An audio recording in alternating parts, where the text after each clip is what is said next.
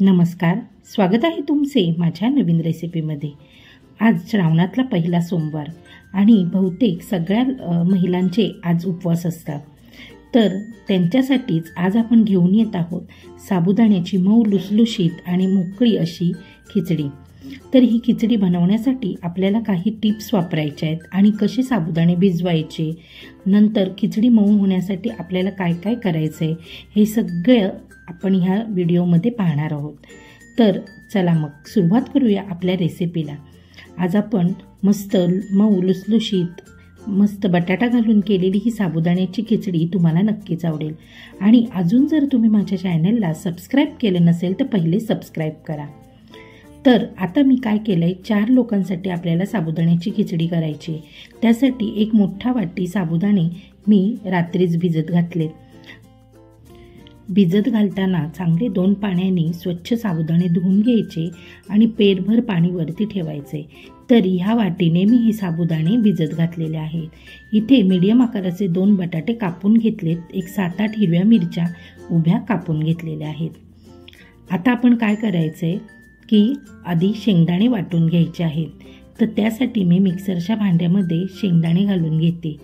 तर शेंगदाणे आपल्याला ओबडधोबड असे वाटून घ्यायचे आहेत, अगदीच बारीक कूट करायचं नाही। तर मिक्सरमधनं मी शेंगदाणे बारीक करून घेतलेत। शेंगदाणे चांगले खरपूस भाजून घेतलेत, त्याचे साल काढून घेतलेत आणि आता आपण त्याचा कूट करून घेतलाय। तुम्हाला दिसतच असेल की मी अगदी ओबडधोबड हे वाटून घेतलेत आणि लगेचच आपण ह्या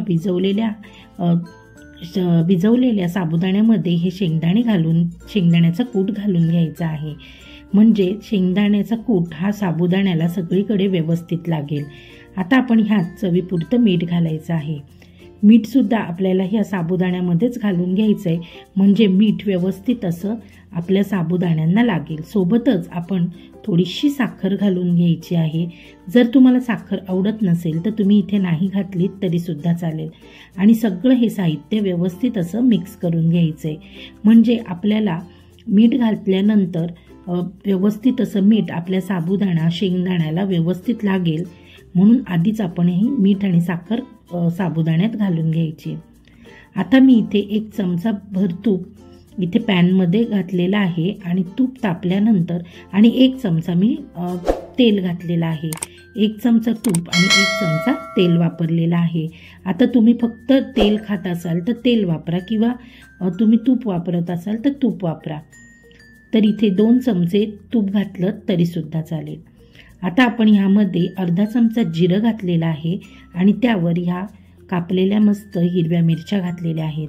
आता तुम्ही जर जिरं खात नसाल उपवासाला तर तुम्ही इथं जिरं स्किप केलं तरी सुद्धा चालेल।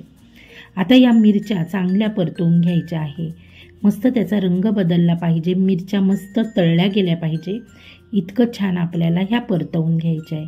आता आपण जे कापून ठेवलेले बटाटे, अगदी बघा मी मस्त पातळ असे बटाटे कापून घेतलेत, हे बटाटे आपण ह्या तेलामध्ये घालून घ्यायचे आणि मस्त बारीक गॅस करून हे परतवून घ्यायचे आहेत,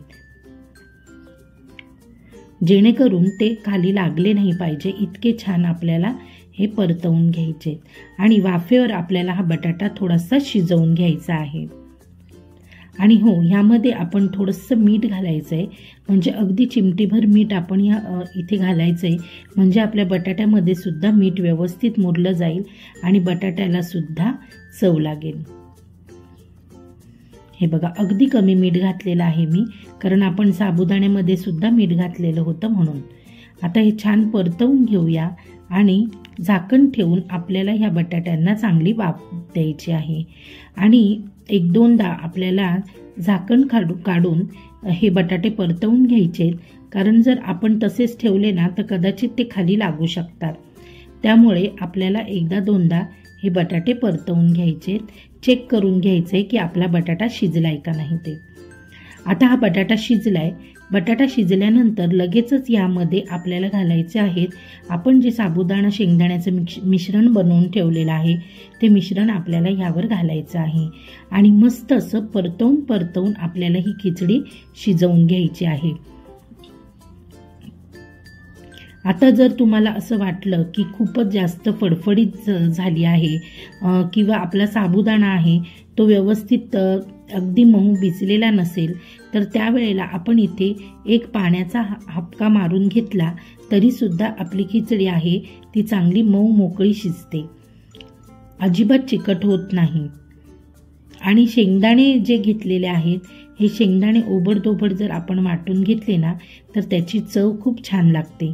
दाताखाली छान शेंगदाणे येतात ना, ते खूप छान लागतं. आता मी त्याच्यावर झाकण ठेवून एक वाफ काढून घेतलेली आहे खिचडीवर झाकण ठेवून, आणि एकदा दोनदा मी चांगली ही खिचडी परतवून घेणार आहे.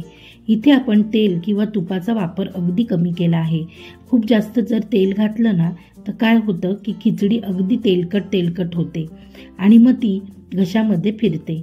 त्यामुळे इथे तेल वापरताना अगदी कमी तेल वापरायचे, म्हणजे खिचडी अजिबात तेलकट होत नाही, तरीसुद्धा मऊ लुसलुशीत आणि मोकळी अशी होते. आता एकदा मी परतवून घेतलंय, पुन्हा एकदा झाकण ठेवून मला वाफ काढून घेते आणि पुन्हा एकदा 5 मिनिटानंतर मी ही खिचडी चेक करते. तर आपल्याच खिचडीला चांगली वाफ बसलेली आहे, मस्त वाफ येत आहे खिचडीमधनं, तुम्हाला दिसतच असेल. पुन्हा एकदा हे चांगलं परतवून घ्यायची खिचडी. जेवढी आपण ही खिचडी परतवून शिजवू तेवढी ही खिचडी चांगली मऊ मोकळी अशी शिजली जाते. आता आपली ही साबुदाण्याची खिचडी तयार झाली आहे. आता ही आपण प्लेटमध्ये काढून घेऊया खाण्यासाठी. आता या खिचडीसोबत तुम्ही अगदी दही घेतलं तरीसुद्धा चालेल किंवा अशीच सुद्धा ही खिचडी खूप छान लागते. पण काही जणांना दही घालून खिचडी खायला खूप आवडते, तसंच मला सुद्धा दही घालून खिचडी खायला खूप आवडते. आणि दह्यामध्ये मी साखरसुद्धा घालत नाही. न साखर घालता मी मस्त आंबट दह्यासोबत ही खिचडी, झणझणीत खिचडी आहे हा, अगदी झणझणीत खिचडी खाते. आणि तुम्हाला जर माझी ही रेसिपी आवडली असेल तर जाता नक्की लाईक, शेअर, सबस्क्राईब करायला विसरू नका. बेल आयकॉन दाबायला विसरू नका. आणि अजून अशाच कोणत्या रेसिपी हव्या असतील तर त्यासुद्धा मला कमेंटमध्ये सांगायला विसरू नका. चला तर मग आता पुन्हा आपण भेटूया आपल्या पुढच्या रेसिपीमध्ये. आणि ही खिचडी अशा पद्धतीची नक्की बनवून पहा. आणि तुम्ही कोणत्या पद्धतीने खिचडी बनवता ते सुद्धा मला कमेंटमध्ये सांगा. चला तर मग पुन्हा भेटू पुढच्या व्हिडिओमध्ये. Bye bye.